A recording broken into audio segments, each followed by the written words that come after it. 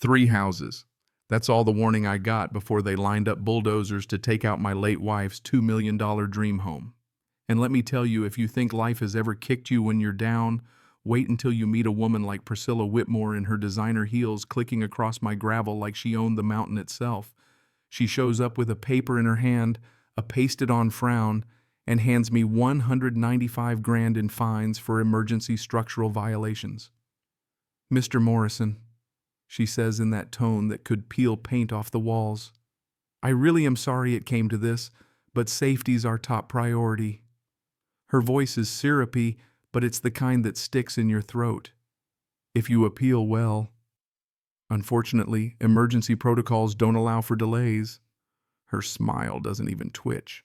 She just assumes I'm going to fold like a busted lawn chair, some grieving old man with nothing left to lose. What she doesn't know is, that's when you should be scared of a man like me. I'm Calvin Morrison, 63 retired government consultant, and I know every dirty trick in the book. So if you've ever had the joy of dealing with an HOA run amok, well, grab your popcorn.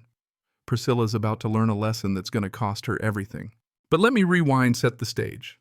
3 years ago, my wife Sarah and I bought this little slice of mountain heaven through a blind trust. See, when you're the sitting governor, you don't exactly put your name on a mailbox. Privacy's not a luxury, it's a shield.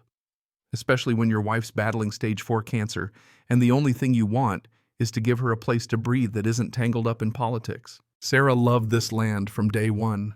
47 acres of untouched mountain woods crowned by a custom log mansion she'd designed. Every detail was hers. The wraparound porch, the huge stone fireplace, the wildflower meadow out back. She used to sit in her wheelchair out there watching monarch butterflies and say, "For the butterflies, honey." 6 months ago, the cancer took her. 4 months after heart surgery took a chunk out of me. Our daughter Emma, she's off in the Air Force deployed overseas, which leaves me wandering this big empty house listening to Sarah's wind chimes in the breeze chasing ghosts. That's when Priscilla Whitmore blew into my life. She's 42, drives a white Tesla with Enforce One plates, yes, really, and has that kind of suburban confidence that only comes with never working a day of real labor. She's a real estate lawyer turned HOA president, which is basically giving a piranha a law degree. First time I met her, she was standing in Sarah's meadow, $500 heels sinking into the mud, clipboard in hand, looking at those butterflies like they'd done her personal harm. "Mr. Morrison," she said, offering a hand that looked allergic to honest work. "I'm Priscilla Whitmore, HOA president. We need to discuss your landscaping situation. Now, I've learned to keep my voice even in politics." "What situation would that be?" She waves at the meadow, black-eyed Susans, purple cone flowers, all the stuff Sarah loved. "This isn't some hippie commune, sir. We have standards in Pinarest Estates.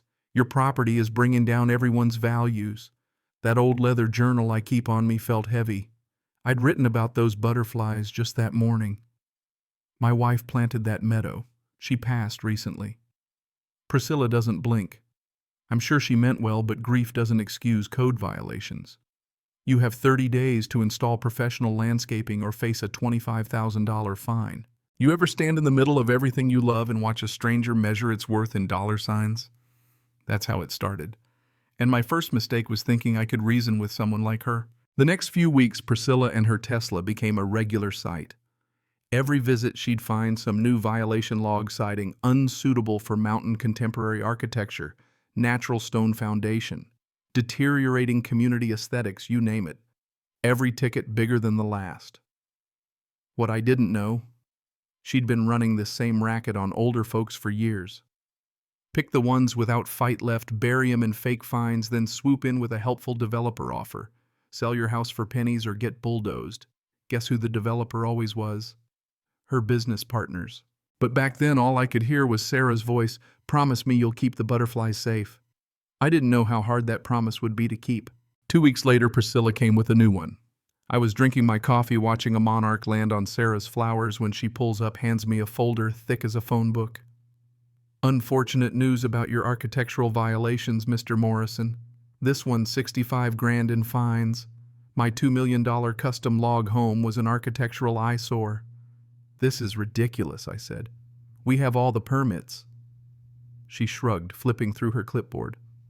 Permits are one thing, community standards are another. Frankly, Mr. Morrison, this log cabin style is more suited to a hunting lodge than our community. I wanted the exact guideline she was quoting. Of course, she smiled. I'll have my office email you.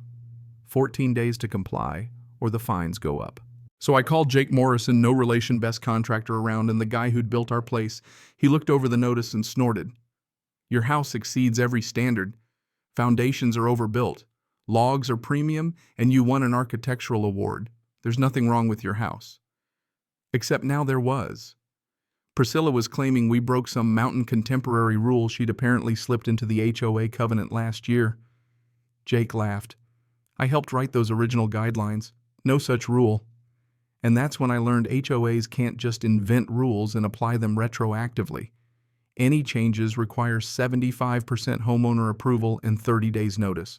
When I asked Priscilla's office for those documents, the reply was pure bureaucratic nonsense. Emergency aesthetic authority. I'd been in government too long not to smell a cover-up. A week later, she showed up with a guy in a hard hat she called a structural engineer. They circled my house, poked at the foundation, took notes in the rain. An hour later, another fat envelope, $125,000 in structural violations. My foundation, she claimed, was a catastrophic risk. I called a real engineer, Tom Bradley. He spent 4 hours checking every inch. Mark, this is some of the best foundation work I've ever seen. Whoever's saying otherwise is either blind or lying. Turns out Tom had inspected 3 other residents' homes in the last 6 months, same fake emergency, same elderly targets. One widow lost her home for $89,000 after a plumbing hazard that didn't exist. That's when I got angry. I started hosting a coffee club for seniors at the community center just to talk. Mrs. Kowalski, sharp as a tack, brought pierogi and stories that would curl your hair. Tom the engineer showed up too. By the 3rd meeting, we had 8 people each with their own HOA horror story. Patterns emerged. Priscilla targeted the grieving, the sick. The alone ramped up emergency deadlines, then handed your name to her developer buddies.